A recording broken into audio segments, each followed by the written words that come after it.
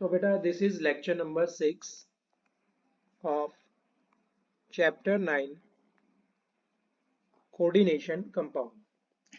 Lecture number 5 के अंदर हमने देखा कि किस तरीके से वर्नर्स थ्योरी की कुछ लिमिटेशंस आ गई थी और उन लिमिटेशंस को क्लियर किया था वैलेंस बॉन्ड थ्योरी ने। वैलेंस बॉन्ड थ्योरी के अंदर हमने बहुत सी चीज़ों को डिस्कवर कर लिया था, जैसे कि उसका मैग्नेटिक बिहेवियर रह गया था। उसके अलावा हमने उसकी हाइब्रिडाइजेशन निकालना, electronic configuration, pairing of electrons, inner orbital complex, outer orbital complex, इन चीज़ों के बारे में जितनी भी डिस्कवरेंस थी वो सारी कुछ कवर कर ली थी। जैसा कि हमने कहा था कि हम नेक्स्ट जो आपका लेक्चर होगा उसके अंदर क्या करेंगे, एग्जाम्पल्स करेंगे ऑन बैलेंस बॉन्ड थ्योरी। तो ध्यान से देखिए, सबसे पहला जो एग्जाम्पल है बेटा वो है FeCN6 3 नेगेटिव। तो आप मुझे ये बताइए इसके अंदर सेंट्रल मेटल एटम कौन सा है। सेंट्रल मेटल एटम कौन सा है बेटा, Fe है। एंड जो आपका लिगेंड है that is Cn।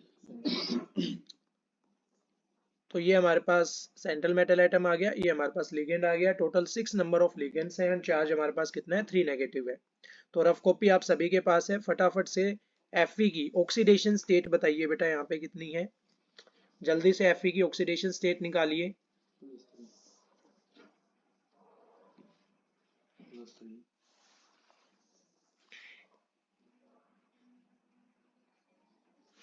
Very good बेटा। Cn पे चार्ज कितना होता है, -1 होता है। तो Cn पे चार्ज होता है -1। Fe की ऑक्सीडेशन स्टेट निकालनी, इसको x मान लेते हैं। Cn पे -1 हो गया, 6 Cn पे कितना होगा, -6 होगा। That will be equal to -3, because charge कितना है, -3 है।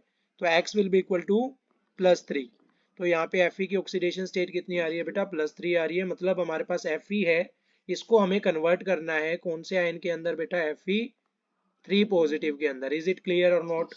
अच्छा मुझे ये बताओ बेटा, Fe का एटॉमिक नंबर कितना होता है, 26 होता है बेटा। इसका इलेक्ट्रॉनिक कॉन्फ़िगरेशन लिखना चाहें तो क्या आएगा, 3d6 आएगा बेटा, और 4s क्या आएगा, 2 आएगा।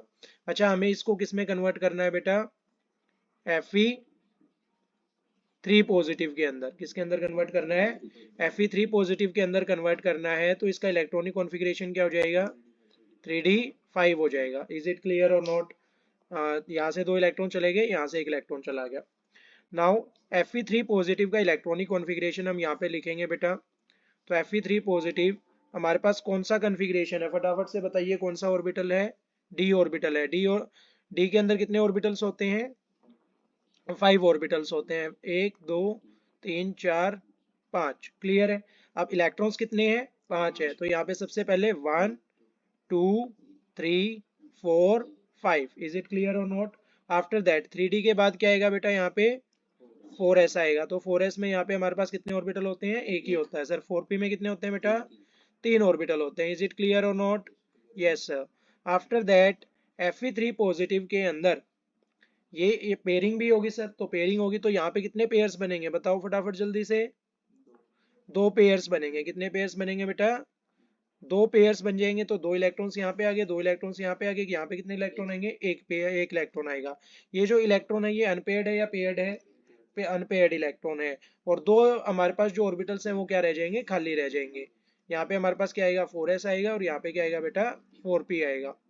क्लियर है।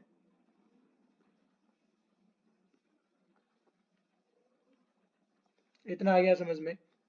अब सर यहाँ पे ये तो क्या है, पेयर्ड है। यहाँ पे सिर्फ एक ही इलेक्ट्रॉन क्या है, अनपेयर्ड है। तो मैं अब आपको कुछ चीजें बताना चाहूंगा, ध्यान से सुनिएगा, ठीक है।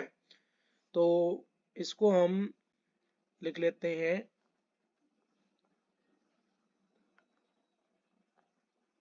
यहाँ पे एक बॉक्स बना के लिख लेते हैं, because this is very very important concept. जैसा कि मैंने आपको बताया था, मैग्नेटिक बिहेवियर बताऊंगा मैंने आपको नेक्स्ट क्लास के अंदर। तो मैग्नेटिक बिहेवियर हम कैसे पता लगाएंगे बेटा, मैग्नेटिक बिहेवियर निकालने का हमारे पास एक सिंपल सा वे है कि सारे इलेक्ट्रॉन्स अगर सारे इलेक्ट्रॉन्स पेयर्ड है, किसी भी टाइप का कोई भी अनपेयर्ड इलेक्ट्रॉन प्रेजेंट नहीं है, no unpaired electron is present, तो हमारे पास जो मैग्नेटिक बिहेवियर होगा वो कौन सा होगा बेटा, डायामैग्नेटिक। इज इट क्लियर और नॉट। और अगर हमारे पास बेटा अनपेयर्ड इलेक्ट्रॉन्स प्रेजेंट हैं, तो हमारे पास जो मैग्नेटिक बिहेवियर होगा बेटा वो कौन सा होगा, पैरामैग्नेटिक। इट इज क्लियर और नॉट। नाउ यहाँ पे आपके पास सिर्फ एक ही अनपेयर्ड इलेक्ट्रॉन है, तो ये होगा तो पैरामैग्नेटिक, लेकिन कैसा होगा बेटा, वीकली पैरामैग्नेटिक होगा, क्योंकि इसके अंदर ज्यादा हमारे पास नहीं आ रहे इलेक्ट्रॉन्स। क्लियर है, तो ये हमारे पास क्या आ जाएगा, वीकली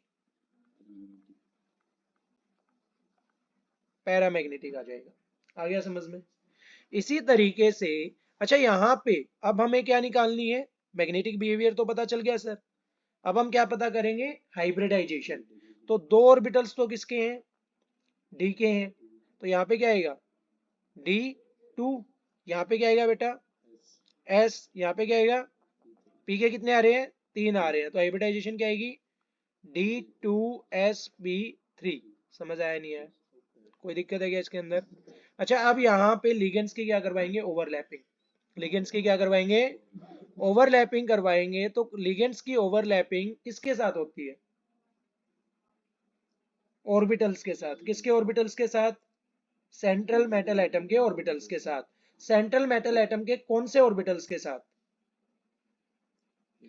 वैकेंट ऑर्बिटल्स। कौन से बेटा, वैकेंट। तो वैकेंट ऑर्बिटल्स तो यही वाले हैं सर, तो इनके साथ लिगेंड्स की क्या होगी, ओवरलैपिंग। अच्छा कितने हैं, 3 तो यहाँ पे हैं और 3 यहाँ पे हैं, टोटल कितने हैं बेटा, 6। तो 6 लिगेंड्स की क्या होगी, ओवरलैपिंग।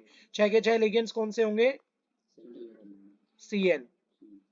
आ गया समझ में, क्लियर है, इसमें कोई दिक्कत है क्या, नहीं है सर। अब ध्यान से देखो बेटा, यहाँ पे हमारे पास हाइब्रिडाइजेशन कौन सी आई है, D2sp3। क्लियर है। ज्योमेट्री क्या होगी बेटा इसकी, ऑक्टाहेड्रल। क्या होगी, ऑक्टाहेड्रल। क्या हम इसका स्ट्रक्चर बना सकते हैं, स्ट्रक्चर बताओ कैसे बनाएंगे। एक तो हमारे पास क्या लगा हुआ है, Fe लगा हुआ है सेंटर के अंदर। 4 हमारे पास स्क्वायर के अंदर क्या लग जाएंगे, CN लग जाएंगे।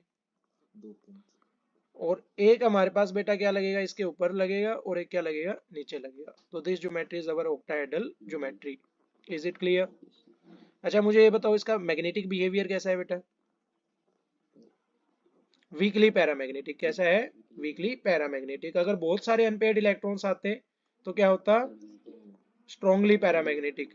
और अगर अनपेयर्ड इलेक्ट्रॉन्स ना आते, सारे के सारे पेयर्ड होते, तो डायमैग्नेटिक। क्लियर है। अब ध्यान से देखो, अच्छा यहाँ पे ना जब पैरामैग्नेटिक बिहेवियर आता है तो पैरामैग्नेटिक के साथ हम क्या लिखते हैं, हाई स्पिन। क्या लिखते हैं, हाई स्पिन, क्योंकि जितने भी इलेक्ट्रॉन्स होते हैं वो जनरली क्या होते हैं, ऐसे दिखते हैं। क्लियर है, जो भी अनपेयर्ड इलेक्ट्रॉन्स है। और अगर डायमैग्नेटिक हो तो हम क्या लिखते हैं, लो स्पिन। क्लियर है, आ गया समझ में। फोर्थ जो चीज है वो क्या है बेटा, याद करो क्या क्या करना था। हाइब्रिडाइजेशन हो गई, ज्योमेट्री हो गई, स्ट्रक्चर हो गया, इनर ऑर्बिटल कॉम्प्लेक्स है या फिर आउटर ऑर्बिटल कॉम्प्लेक्स है। तो ध्यान से देखो ये ज्योमेट्री ना दो तरीके से आती है, क्या तो D2sp3, या फिर मैं इसको ऐसे भी लिख सकता हूँ sp3d2। क्लियर है। तो अगर s ऑर्बिटल पहले आ रहा है तो उसे हम बोलते हैं आउटर ऑर्बिटल कॉम्प्लेक्स। क्या बोलते हैं, और अगर d ऑर्बिटल पहले आ रहा है तो उसे हम क्या बोलते हैं, इनर ऑर्बिटल कॉम्प्लेक्स। अभी हम इसका एक और एग्जांपल करेंगे आउटर ऑर्बिटल कॉम्प्लेक्स का, तब आपको ये बिल्कुल अच्छे से क्लियर हो जाएगा। क्लियर है बेटा। तो this is your inner orbital complex. और क्या चीज करी थी बताओ,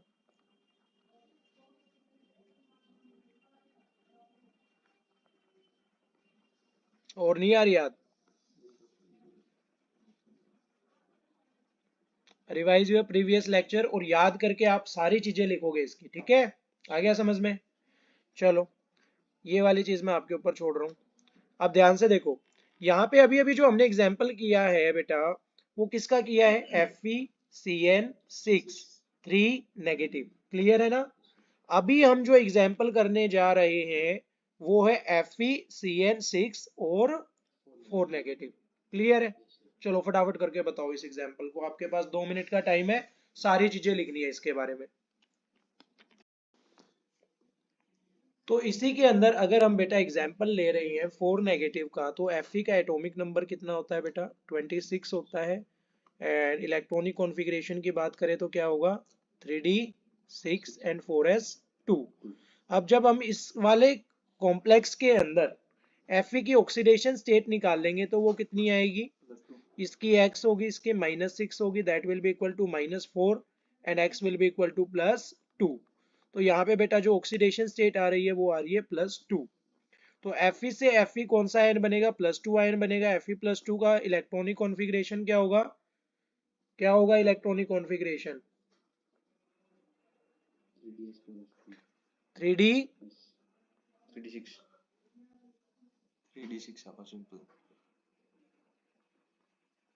3d6। तो 3d6 हो गया सर। यहाँ पे हमारे पास d ऑर्बिटल आएगा, d ऑर्बिटल के अंदर 3d ऑर्बिटल के अंदर हमारे पास कितने ऑर्बिटल्स होंगे, 5 ऑर्बिटल्स होंगे।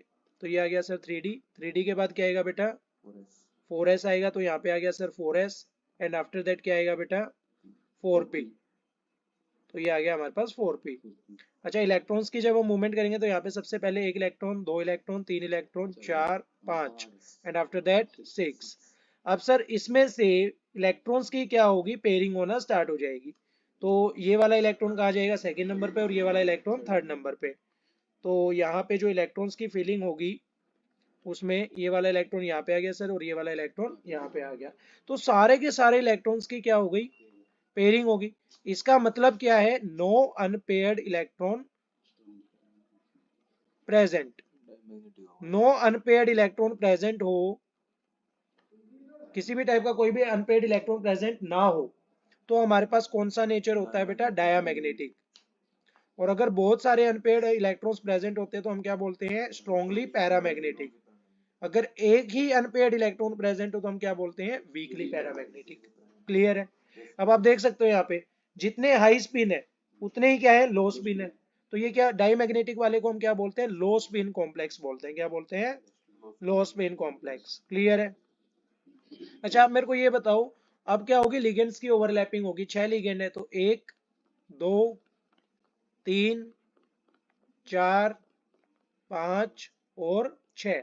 क्या आप हाइब्रिडाइजेशन बता सकते हो, फिर से क्या होगी बेटा, यहाँ से D2, यहाँ से S और यहाँ से P3। तो हाइब्रिडाइजेशन क्या आएगी, D2sp3। ज्योमेट्री कैसी आएगी बेटा, ऑक्टाहेड्रल। क्या आप इसका स्ट्रक्चर बना सकते हो, बिल्कुल सर, जैसा स्ट्रक्चर हमने लास्ट टाइम बनाया था वैसे ही स्ट्रक्चर फिर से क्रिएट कर देंगे। तो आपने देखा होगा बेटा कि जब 3 नेगेटिव चार्ज था तो क्या था, पैरामैग्नेटिक था। और जैसे ही हमने इसको 4 नेगेटिव किया, ये इसका मैग्नेटिक बिहेवियर क्या हो गया, चेंज हो गया, और किस में कन्वर्ट हो गया, डायामैग्नेटिक के अंदर। आ गया समझ में। तो that's just a single difference between both of them complex. आ गया समझ में। चलो नेक्स्ट कंपाउंड देखते हैं, ध्यान से सुनना, ये वाला काफी ज्यादा इंपॉर्टेंट है, दैट इज COF6। CO क्या होता है, कोबाल्ट होता है, F6 and after that 3 negative. तो यहाँ पे सबसे पहले कोबाल्ट का एटॉमिक नंबर कितना होता है बेटा, 27 होता है। अगर इलेक्ट्रॉनिक कॉन्फ़िगरेशन लिखेंगे तो 3d7 4s2। क्लियर है। अच्छा, यहाँ पे ऑक्सीडेशन स्टेट निकालते हैं, कोबाल्ट की क्या हो जाएगी बेटा, x हो जाएगी। कोबाल्ट की x हो गई। F के ऊपर चार्ज कितना होता है, -1। 6 फ्लोरीन पे कितना होगा, -6। That will be equal to -3। x will be equal to +3। तो यहाँ पे कोबाल्ट के ऊपर कितना चार्ज आएगा बेटा, +3 आएगा। तो कोबाल्ट +3 का इलेक्ट्रॉनिक कॉन्फ़िगरेशन क्या होगा, 3d6 होगा। दो तो यहाँ से जाएंगे और एक यहाँ से जाएगा। तो CO3 positive, electronic configuration is 3d6। तो 3d6 सबसे पहले हम ऑर्बिटल बना लेते हैं। तो यहाँ पे हमारे पास क्या आएगा, 3d ऑर्बिटल बनेगा। तो 3d के अंदर कितने आएंगे बेटा, 5 ऑर्बिटल्स आएंगे। तो यहाँ पे 5 ऑर्बिटल्स आ गए। उसके बाद क्या आएगा बेटा, 4s आएगा। तो 4s में कितने आएंगे, 1 आएगा। उसके बाद बेटा 4p आएगा। तो यहाँ पे 4p में आएंगे 3 एंड आफ्टर दैट क्या आएगा, 4d। 4d में कितने आएंगे, 5। अब सर क्वेश्चन ये आता है कि आपने यहाँ पे 4d क्यों लिख दिया, why the 4d is written here. So इसके अंदर बेटा इसका जो सॉल्यूशन है वो मैं आपको बताऊंगा कि ये जो फ्लोरीन है ये वीक लिगेंड स्प्लिटिंग बनाता है। आप अभी क्रिस्टल फील्ड स्प्लिटिंग थ्योरी पढ़ोगे तो उसके अंदर आप देखोगे F जो है इसकी जो लिगेंड ओवरलैपिंग होती है, या फिर जो F है ये क्या होता है, एक वीक लिगेंड होता है। तो वीक लिगेंड के अंदर हमारे पास N-1d के साथ ओवरलैपिंग नहीं करता है। किसके साथ ओवरलैपिंग करता है, ND के साथ। आ गया समझ में। तो यहाँ पे किस किस के साथ ओवरलैपिंग होगी, NS, NP और ND। आ गया समझ में बेटा। तो अब ध्यान से देखो, जब हम इसकी ओवरलैपिंग करेंगे।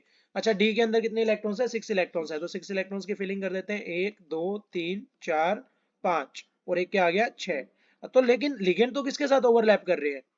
इनके साथ। तो 1 2 3 4 5 और एक 6। तो इनमें इलेक्ट्रॉन्स को पेयर करने की जरूरत तो नहीं है। अच्छा, पेयर नहीं कर रहे हैं तो यहाँ पे क्या प्रेजेंट है बेटा? अनपेयर्ड इलेक्ट्रॉन्स प्रेजेंट है। अनपेयर्ड इलेक्ट्रॉन्स प्रेजेंट है तो ये इसका मैग्नेटिक बिहेवियर कैसा होगा? पैरामैग्नेटिक। क्या होगा? पैरामैग्नेटिक। वीकली नहीं आएगा क्योंकि हमारे पास क्या है? बहुत सारे अनपेयर्ड इलेक्ट्रॉन्स प्रेजेंट है। आ गया समझ में? तो पैरामैग्नेटिक बिहेवियर आ गया। अच्छा, आप देख रहे हो सारे के सारे कैसे हैं? हाई स्पिन है, तो यहाँ पे क्या होगा? हाई स्पिन होगा। आ गया ना बेटा ये सारा समझ में? Very good. आफ्टर दैट यहाँ देखो, एक तो एस है और एक क्या है? पी के कितने हैं? 3 है। और डी के कितने हैं बेटा? 2 है। क्लियर है? दो के साथ ओवरलैपिंग कर रहा है तो हाइब्रिडाइजेशन क्या होगी? sp3d2। sp3d2 स्टेरिक नंबर कितना है? 1 और 3 4 और 2 6। तो ज्योमेट्री कैसी होगी? ऑक्टाहेड्रल। अभी हमने पढ़ा था d2sp3। क्या पढ़ा था? d2sp3। अभी अभी हमने एक एग्जांपल के अंदर देखा था ना, ये रहा d2sp3। तो ये तो d2sp3 है और वो क्या है? sp3d2 है। तो सेम ही सर। तो डिफरेंस क्या है दोनों के बीच में? ये किससे स्टार्ट हो रहा है? डी से। वो किससे स्टार्ट हो रहा था? एस से। तो यहाँ पे डी वाले इनर ऑर्बिटल्स किस में जा रहे हैं? हाइब्रिडाइजेशन में। इसलिए कौन सा कॉम्प्लेक्स होगा? Inner orbital complex. Is it clear और नॉट? तो that is the last thing which we have not written here. तो अब यहाँ पे बात करते हैं, ध्यान से देखो। यहाँ पे कौन सा कॉम्प्लेक्स है बेटा? एस से स्टार्ट हो रहा है और लास्ट वाला डी आ रहा है, तो ये कौन सा कॉम्प्लेक्स होगा? Outer orbital complex. समझ में आया नहीं आया? तो that is the difference between inner orbital complex and outer orbital complex. अभी मैं आपको थोड़ा सा रीजन और देना चाहूंगा इसके बीच में। तो आप देख सकते हो बेटा, एक तो हमारे पास कौन सा कॉम्प्लेक्स है? इनर ऑर्बिटल कॉम्प्लेक्स है। क्लियर है? डेट लिख लेते हैं। One is inner orbital complex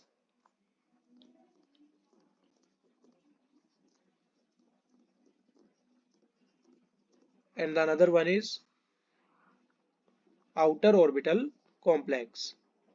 तो अभी अभी हमने एक हाइब्रिडाइजेशन देखी। तो आउटर ऑर्बिटल कॉम्प्लेक्स के अंदर कौन सी हाइब्रिडाइजेशन आ रही थी? बताओ फटाफट।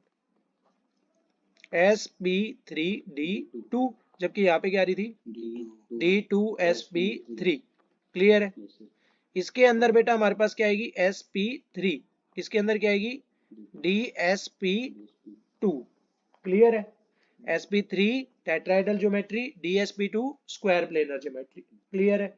तो इस तरीके से हमारे पास डी से स्टार्ट हो रही होगी तो क्या होगा? Inner orbital complex. एस से स्टार्ट हो रहा होगा तो क्या होगा? Outer orbital complex. अच्छा, इनर ऑर्बिटल कॉम्प्लेक्स हमने देखे कौन से नेचर के आ रहे थे?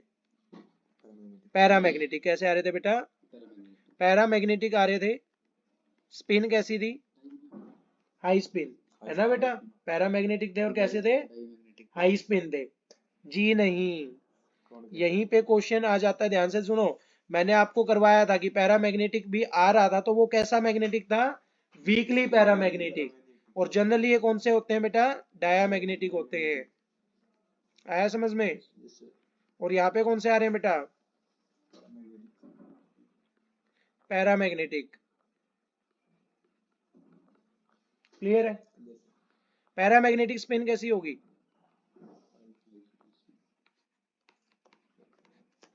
डायमैग्नेटिक स्पिन कैसी होगी? जनरली लो स्पिन। आ गया समझ में? So that's all about for our today's lecture. Tomorrow we will start crystal field splitting theory and the limitations of valence bond theory.